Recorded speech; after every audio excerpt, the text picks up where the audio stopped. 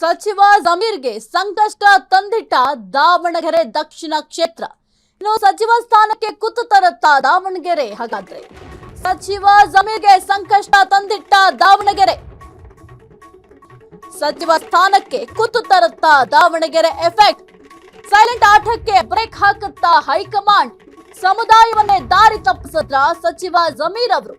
KPCC ವರದಿ ಆಧರಿಸಿ ಜಮೀರ್ ಮೇಲೆ ಕ್ರಮ ತೆಗೆದುಕೊಳ್ತಾರ? ಹಾಗಾದ್ರೆ ಸಚಿವ ಸಂಪುಟ ಪುನರಚನೆ ವೇಳೆ ಜಮೀರ್ಗೆ ಕುಕ್. ಹೈಕಮಾಂಡ್ ಅಂಗಳಕ್ಕೆ ಜಮೀರ್ ವಿರುದ್ಧ ದೂರು ಹೋಗಿದೆ. ಸಿಎಂ ಪರಮಾಪ್ತರಾಗಿರುವ ಸಚಿವ ಜಮೀರ್ ಅಹ್ಮದ್ ಅವರನ್ನೇ ಈ ಒಂದು ಸಚಿವ ಸಂಪುಟದಿಂದ ತೆಗೆದುಹಾಕ್ತಾರಾ? ಎಸ್, ಸದ್ಯಕ್ಕೆ ಸಚಿವ ಜಮೀರ್ಗೆ ಈಗ ಈ ಒಂದು ದಾವಣಗೆರೆ ದಕ್ಷಿಣ ಕ್ಷೇತ್ರ ಒಂದು ದೊಡ್ಡ ಸಂಕಷ್ಟವನ್ನ ತಂದಿದೆ. ಯಾಕೆಂತಂದ್ರೆ ಈಗ ದಾವಣಗೆರೆ ದಕ್ಷಿಣ ಕ್ಷೇತ್ರದಲ್ಲಿ ಆ ಒಂದು ದಾವಣಗೆರೆ ದಕ್ಷಿಣ ಕ್ಷೇತ್ರವನ್ನ ಕಾಂಗ್ರೆಸ್ನ ಭದ್ರಕೋಟೆ ಅಂತ ಏನ್ ಹೇಳ್ತೀವಿ, ಆ ಒಂದು ಭದ್ರಕೋಟೆ ಛಿದ್ರ ಆಗ್ಲಿಕ್ಕೆ ಈಗ ತಮ್ಮ ಪಕ್ಷದಲ್ಲಿರುವಂತಹ ಸಚಿವರೇ ಕಾರಣ ಆದ್ರ? ಈ ಒಂದು ಪ್ರಶ್ನೆ ಕೂಡ ಸದ್ಯಕ್ಕೆ ಮೂಡ್ತಾ ಇದೆ. ಜೊತೆಗೆ ಜಮೀರ್ ಅವರು ಈ ಒಂದು ಕ್ಷೇತ್ರದಲ್ಲಿ ಕೇವಲ ದಾವಣಗೆರೆ ಕ್ಷೇತ್ರ ಅಂದ್ರೆ ಒಂದು ದಿನ ಮಾತ್ರ ಪ್ರಚಾರ ಕಾರ್ಯದಲ್ಲಿ ತೊಡಗಿಸ್ಕೊಂಡಿದ್ರು. ಪ್ರಚಾರ ಕಾರ್ಯ ಅಂದ್ರೆ ಅವ್ರು ಹೋಗಿ ಮತಯಾಚನೆ ಏನ್ ಮಾಡಿರ್ಲಿಲ್ಲ, ಕೇವಲ ಒಂದು ಪ್ರೆಸ್ ಮೀಟ್ ಮಾಡಿದ್ರು.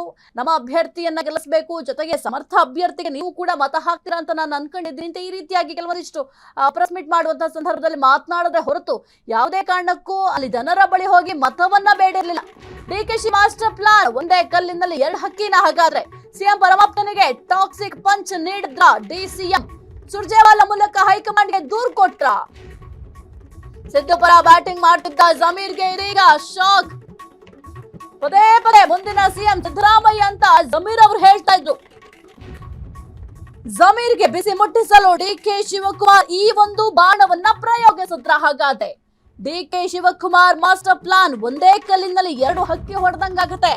ಸಿಎಂ ಪರಮಾಪ್ತನಿಗೆ ಟಾಕ್ಸಿಕ್ ಪಂಚ್ ನೀಡಿದ್ರ ಡಿಸಿಎಂ ಎಂಬ ಪ್ರಶ್ನೆ ಮೂಡ್ತಾ ಇದೆ. ಯಾಕೆಂತಂದ್ರೆ ಒಂದು ಕಡೆ ಡಿಕೆ ಶಿವಕುಮಾರ್ ಅವರ ಆಪ್ತನ ಮಗನಿಗೆ ಟಿಕೆಟ್ ಸಿಕ್ಕಿದೆ ದಾವಣಗೆರೆ ದಕ್ಷಿಣ ಕ್ಷೇತ್ರದಲ್ಲಿ. ಅದರ ಜೊತೆಗೆ ಜಮೀರ್ ಅವರು ಪ್ರಚಾರ ಕಾರ್ಯದಲ್ಲಿ ತೊಡಗಿಸಿಕೊಳ್ಳಿಲ್ಲ, ಜೊತೆಗೆ ಅಲ್ಪಸಂಖ್ಯಾತರ ಮನವನ್ನ ಒಲಿಸುವ ಪ್ರಯತ್ನ ಕೂಡ ಮಾಡಿಲ್ಲ. ಹಾಗಾಗಿ ಜಮೀರ್ ಅವನ್ನ ಈ ಒಂದು ಸಂಪುಟದಿಂದ ಕೈ ಬಿಡಬೇಕು ಎಂಬ ಪ್ರಸ್ತಾಪ ಕೂಡ ಮಾಡೋ ಸಾಧ್ಯತೆಗಳಿದ್ದಾವೆ. ಹಾಗಾಗಿ ಒಂದೇ ಕಲ್ಲಿನಲ್ಲಿ ಎರಡು ಹಕ್ಕಿ ಹೊಡೆದಂಗಾಗುತ್ತೆ ಅಂತ ಸದ್ಯಕ್ಕೆ ಹೇಳಲಾಗ್ತಿದೆ. ಇನ್ನು ಸುರ್ಜೇವಾಲಾ ಮೂಲಕ ಹೈಕಮಾಂಡ್ಗೆ ದೂರು ಕೊಟ್ಟಿದ್ದಾರಾ ಎಂಬ ಪ್ರಶ್ನೆ ಕೂಡ ಸದ್ಯಕ್ಕೆ ಮೂಡ್ತಾ ಇದೆ. ಇನ್ನು ಒಂದು ಸಚಿವ ಸಂಪುಟ ಅನ್ನುವಂತಹ ಸಂದರ್ಭದಲ್ಲಿ ಏನಾದ್ರೂ ಪುನರಚನೆ ಆದ್ರೆ ಕೆಲವೊಂದಿಷ್ಟು ಸಚಿವರ ಸ್ಥಾನಕ್ಕೆ ಕುತ್ತು ಬರೋದಂತೂ ಫಿಕ್ಸ್. ಯಾಕೆಂತಂದ್ರೆ ಆ ಸಚಿವರು ತಮ್ಮ ಕ್ಷೇತ್ರ ಅಭಿವೃದ್ಧಿಗೆ ಏನು ಮಾಡ್ತಾ ಇದ್ದಾರೆ, ಜೊತೆಗೆ ತಮಗೆ ವಹಿಸಿರುವಂತ ಖಾತೆಯನ್ನ ಯಾವ ರೀತಿ ನಿಭಾಯಿಸ್ತಾ ಇದ್ದಾರೆ ಅನ್ನೋದು ಕೂಡ ಬಹಳ ಮುಖ್ಯ ಆಗುತ್ತೆ. ಈಗ ಜಮೀರ್ ಅವರ ವಿರುದ್ಧವಾಗಿ ಕೆಲವೊಂದಿಷ್ಟು ಆರೋಪಗಳು ಕೇಳಿ ಬರ್ತಾ ಇದೆ. ಇನ್ನು ಮುಖ್ಯವಾಗಿ ನೀವು ಗಮನಿಸಬಹುದು, ಏನೀಗ ಅಕ್ಟೋಬರ್ ನವೆಂಬರ್ ಆ ಒಂದು ಸಂದರ್ಭದಲ್ಲಿ KN ರಾಜಣ್ಣ ಅವರು ಹೇಳ್ತಾ ಇದ್ರು ಸಾಕಷ್ಟು ಬದಲಾವಣೆಗಳಾಗುತ್ತೆ ಕಾಂಗ್ರೆಸ್ ಪಾಳ್ಯದಲ್ಲಿ ಅಂತ ಹೇಳ್ತಾ ಇದ್ರು. ಜೊತೆಗೆ ಪಕ್ಷ ವಿರೋಧಿ ಕೆಲವೊಂದಿಷ್ಟು ಸ್ಟೇಟ್ಮೆಂಟ್ ಗಳನ್ನ ಕೊಡ್ತಾ ಇದ್ರು. ಅದೆಲ್ಲವನ್ನು ಕೂಡ ಹೈಕಮಾಂಡ್ ಗಮನಿಸಿತು. ಹೈಕಮಾಂಡ್ ಗಮನಿಸಿ ಅವರ ಒಂದು ಸಚಿವ ಸ್ಥಾನದಿಂದ ಅವರನ್ನ ವಜಾ ಕೂಡ ಮಾಡಲಾಗಿತ್ತು, ಉಚ್ಚಾಟನೆ ಕೂಡ ಮಾಡಲಾಗಿತ್ತು. ಅದೇ ಮಾದರಿಯಲ್ಲಿ ಇಲ್ಲೂ ಕೂಡ ಕ್ರಮವನ್ನ ತೆಗೆದುಕೊಳ್ತಾರಾ ಎಂಬ ಪ್ರಶ್ನೆ ಸದ್ಯಕ್ಕೆ ಮೂಡ್ತಾ ಇದೆ. ಹೆಚ್ಚಿನ ಮಾಹಿತಿ ನೀಡ್ತಾರೆ ನಮ್ಮ ಪ್ರತಿನಿಧಿ ಮಾರುತಿ. Very good morning. ಸದ್ಯಕ್ಕೆ ಈ ಒಂದು ದಾವಣಗೆರೆ ದಕ್ಷಿಣ ಕ್ಷೇತ್ರ ಜಮೀರ್ ಅವರಿಗೆ ಸಂಕಷ್ಟ ತಂದಿಡೋದು ಫಿಕ್ಸ್ ಎಂಬ ಪ್ರಶ್ನೆ ಸದ್ಯಕ್ಕೆ ಮೂಡ್ತಾ ಇದೆ. ಏನೆಲ್ಲ ಅಪ್ಡೇಟ್ ಇದೆ ಒಂದು ವಿಚಾರಕ್ಕೆ ಸಂಬಂಧಪಟ್ಟಂತೆ ಮಾರುತಿ? ಎಸ್, ಇದೆ. ದಾವಣಗೆರೆ ಬೈ ಎಲೆಕ್ಷನ್ ಮುಗಿದ ನಂತರವೂ ಕೂಡ ಇನ್ನು ಕಾಂಗ್ರೆಸ್ ನಲ್ಲಿ ಕ್ರಮಗಳಾಗ್ತಾ ಇರೋಂಥದ್ದು ಮತ್ತೆ ಗೊಂದಲದಿಂದ ಕೂಡಿರೋದು ನಾವು ನೋಡ್ತಾ ಇರೋದು. ಯಾಕೆಂದ್ರೆ ದಾವಣಗೆರೆ ವಿಚಾರದಲ್ಲಿ ಈಗಾಗಲೇ ಮುಸ್ಲಿಂ ನಾಯಕರೇ ನಾಯಕರ ವಿರುದ್ಧ ಆರೋಪಗಳು ಮಾಡ್ತಾ ಇರೋದು. ಪ್ರಮುಖವಾಗಿ ನೋಡೋದಾದ್ರೆ ಜಮೀರ್ ವಿರುದ್ಧ ಸಾಕಷ್ಟು ಆರೋಪ ಕೇಳ ಬರ್ತಾ ಇರೋದು. ಅಂದ್ರೆ ದಾವಣಗೆರೆ ಸಂದರ್ಭದಲ್ಲಿ ಯಾವುದೇ ರೀತಿ ಪ್ರಚಾರ ರ್ಯಾಲಿಗಳಲ್ಲಿ ಭಾಗಿಯಾಗಿಲ್ಲ, ಕೇವಲ ಒಂದು ಸುದ್ದಿಗೋಷ್ಠಿ ಮುಗಿಸಿ ವಾಪಸ್ ಆಗ್ತಾರೆ. ಆ ಸಂದರ್ಭದಿಂದಲೂ ಕೂಡ ಜಮೀರ್ ವಿರುದ್ಧ ಒಂದು ರೀತಿಯಾದಂತಹ ಆರೋಪ ಕೇಳ್ಬರ್ತದೆ. ಯಾಕೆಂದ್ರೆ ಅಲ್ಲಿ ಮುಸ್ಲಿಮರಿಗೆ ಟಿಕೆಟ್ ಅಭ್ಯರ್ಥಿ ಆಗ್ಬೇಕಾಗಿತ್ತು, ಆದ್ರೆ ಅದು ಕೊಟ್ಟಿಲ್ಲ. ಅದರಿಂದ ಮುನಿಸ್ಕೊಂಡಿರುವಂತಹ ಜಮೀರ್ ಪ್ರಚಾರ ಮಾಡ್ಲಿಲ್ಲ, ಮತ್ತೆ ಅದೇ ರೀತಿಯಾದಂತ ಪಕ್ಷೇತರವಾಗಿ ನಿಂತಿರುವಂತಹ ಅಭ್ಯರ್ಥಿಗೆ ಸಪೋರ್ಟ್ ಮಾಡಿದ್ದಾರೆ ಎಂದು ಆರೋಪ ಈಗ ಕೇಳಿ ಬರ್ತಾ ಇರೋದು. ಅದಕ್ಕೆ ಸಂಬಂಧಪಟ್ಟಂತೆ ರಿಜ್ವಾನ್ ಅರ್ಷದ್ ಆಗಿರ್ಬೋದು, ಸಲೀಂ ಅಹಮದ್ ಈಗಾಗಲೇ ಸುದ್ದಿಗೋಷ್ಠಿ ಮಾಡಿ ಕೂಡ ಆರೋಪವನ್ನ ಮಾಡಿರುತ್ತದೆ. ಇದರಿಂದಾಗಿಯೇ ಇದ್ರ ಬಗ್ಗೆ ಈಗಾಗಲೇ ಹೈಕಮಾಂಡ್ ಕೂಡ ದೂರನ್ನ ಸಲ್ಲಿಸಿರುವಂತದ್ದು.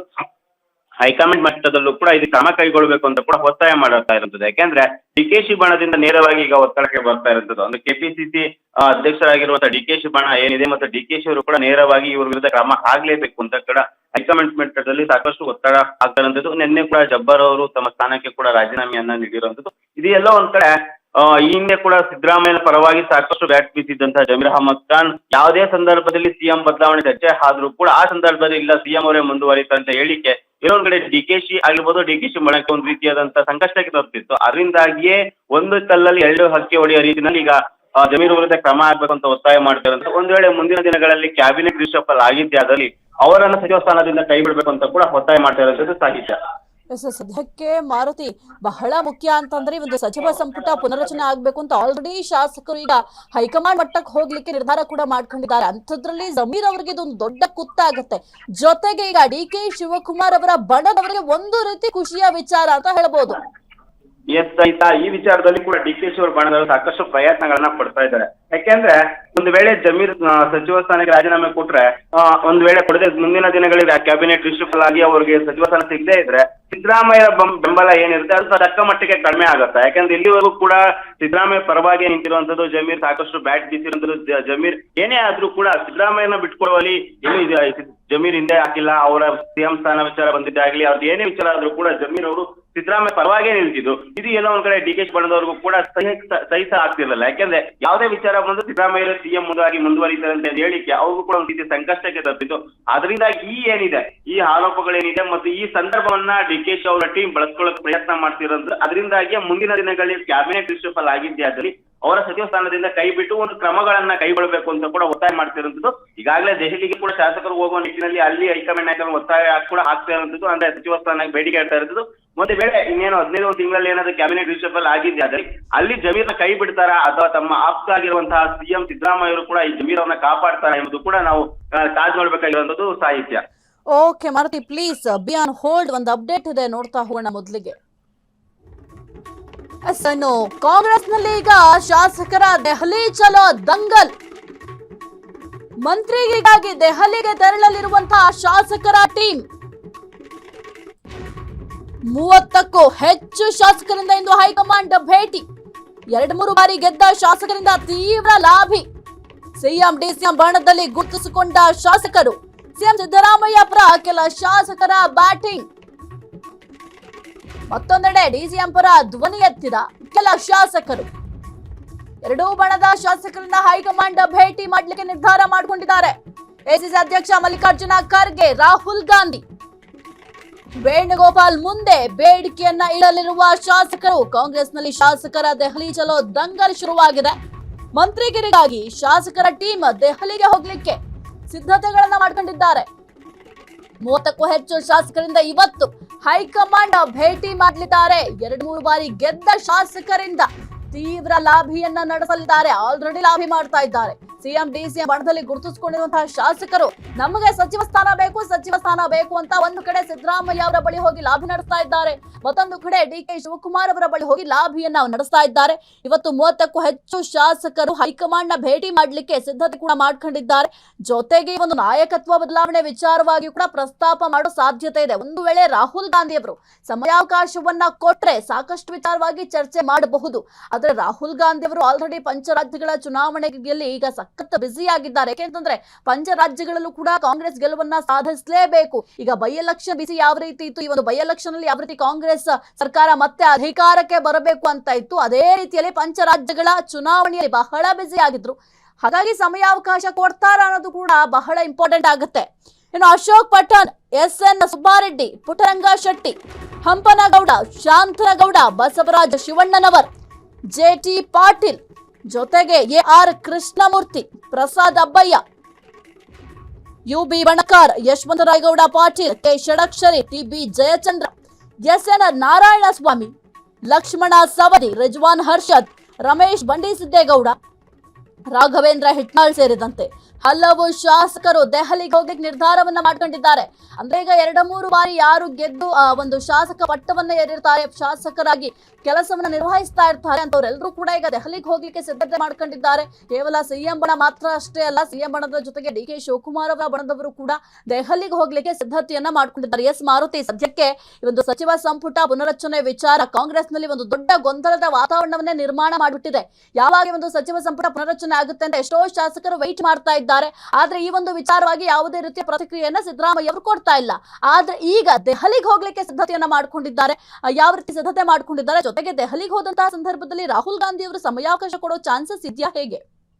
ಎಸ್ ಐತೆ ಈ ಬಾರಿ ಏನೇ ಆದ್ರೂ ಕೂಡ ನಾವು ಸಚಿವ ಸ್ಥಾನ ಪಡಿಲೇಬೇಕು ಅಂತ ಏನು 2ರಿಂದ ಸಾಕಷ್ಟು ಬಾರಿ ಗೆದ್ದಿರೋ 5-6 ಬಾರಿ ಗೆದ್ದಿರೋ ಶಾಸಕರು ಈಗಾಗಲೇ ದೆಹಲಿಗೆ ತೆರಳಲು ಮುಂದಾಗಿರುವಂತದ್ದು. ಅಂದ್ರೆ ಈಗಾಗಲೇ ಅಧಿಕಾರಕ್ಕೆ ಬಂದು 3 ವರ್ಷ ಕಂಪ್ಲೀಟ್ ಆಗಿದೆ, ಇನ್ನು ಬಾಕಿ ಉಳಿದಿರೋದು 2 ವರ್ಷ. ಆ 2 ವರ್ಷದಲ್ಲಾದ್ರೂ ಕೂಡ ನಮ್ಗೆ ಸಚಿವ ಸ್ಥಾನ ಕೊಡಿ ಅಂತ ಇನ್ನು ಒತ್ತಾಯ ಇಡೋಕೆ ಈಗಾಗಲೇ ದೆಹಲಿಗೆ ತೆರಳಲು ಮುಂದಾಗ್ತಾ ಇರೋದು. ಇವತ್ತು ಸಂಜೆ 4:30ಕ್ಕೆ ಬೆಂಗಳೂರಿಂದ ದೆಹಲಿಗೆ ತೆರಳ್ತಾ ಇರೋದು. ಅಲ್ಲಿ ಮಲ್ಲಿಕಾರ್ಜುನ್ ಖರ್ಗೆ ಆಗಿರ್ಬೋದು, ರಾಹುಲ್ ಗಾಂಧಿ ಮತ್ತು ವೇಣುಗೋಪಾಲ್ ಈ ರೀತಿಯಾದಂತಹ ಏನು ಹೈಕಮಾಂಡ್ ನಾಯಕನ ಭೇಟಿಯಾಗಿ ಒತ್ತಡ ಹಾಕುವ ಸಾಧ್ಯತೆ ಇರುವಂತದ್ದು. ಪ್ರಮುಖವಾಗಿ ಈಗಾಗಲೇ ಅಶೋಕ್ ಪಟ್ಟಣ್ ಆಗಿರ್ಬೋದು, ಸುಬ್ಬಾರೆಡ್ಡಿ ಆಗಿರ್ಬೋದು ಮತ್ತು ಶಾಂತಗೌಡ ಆಗಿರ್ಬೋದು, ಬಸವರಾಜ ಶಿವಣ್ಣರಾಗಿರ್ಬೋದು, UV ಬಣಕಾರ್, ಯಶವಂತರಾಯ್ ಗೌಡ ಪಾಟೀಲ್, TV ಜಯಚಂದ್ರ ಇವೆಲ್ಲರೂ ಕೂಡ ಈಗಾಗಲೇ ಸಾಕಷ್ಟು ಬಾರಿ ಗೆದ್ದಂತರು ಮತ್ತು ಇಲ್ಲಿವರೆಗೂ ಕೂಡ ಸಚಿವ ಆಗಿಲ್ಲ. ಅದರಿಂದಾಗಿಯೇ ಒತ್ತಡವನ್ನು ಕೂಡ ಹೈಕಮಾಂಡ್ ಮಟ್ಟದಲ್ಲಿ ಏರಲು ಮುಂದಾಗಿರುವಂತದ್ದು. ಪ್ರಮುಖವಾಗಿ ಈ ಬಾರಿ ನಮ್ಗೆ ಬೇಕೇ ಬೇಕು, ಯಾಕೆಂದ್ರೆ ಇಲ್ಲಿವರೆಗೂ ಕೂಡ ಹೊಸಬರಿಗೆ ಅವಕಾಶ ಕೊಟ್ಟಿದ್ದೀರಾ ಮತ್ತೆ ಎಲ್ಲರಿಗೂ ಅವಕಾಶ ಕೊಟ್ಟಿದ್ದೀರಾ, ನಮ್ಗೊಂದು ಅವಕಾಶ ಕೊಡಿ. ಇನ್ನು ಬಾಕಿ ಉಳಿದಿರುವಂತದ್ದು 2 ವರ್ಷ, ಆದಷ್ಟು ಬೇಗ ಸಚಿವ ಸಂಪುಟ ಪುನರ್ರಚನೆ ಮಾಡಿ ನಮ್ಗೊಂದು ಅವಕಾಶ ಕೊಡಿ ಅಂತ ಕೂಡ ಒತ್ತಾಯ ಹಾಕಕ್ಕೆ ಮುಂದಾಗಿರುವಂತದ್ದು.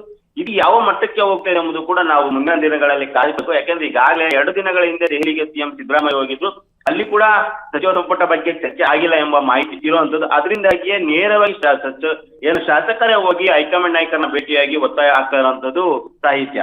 ಓಕೆ, ಥ್ಯಾಂಕ್ ಯು ಮಾರುತಿ ನಿಮ್ಮೆಲ್ಲ ಮಾಹಿತಿಗಾಗಿ. ಕ್ಷಣ ಕ್ಷಣದ ಸುದ್ದಿಗಳಿಗಾಗಿ ಫ್ರೀಡಂ ಟಿವಿ ಸಬ್ಸ್ಕ್ರೈಬ್ ಮಾಡಿ, ಲೈಕ್ ಮಾಡಿ ಹಾಗೂ ಫಾಲೋ ಮಾಡಿ. ಹೊಸ ಸುದ್ದಿಗಳ ನೋಟಿಫಿಕೇಶನ್ಗಾಗಿ ಬೆಲ್ ಐಕಾನ್ ಮೇಲೆ ಕ್ಲಿಕ್ ಮಾಡಿ.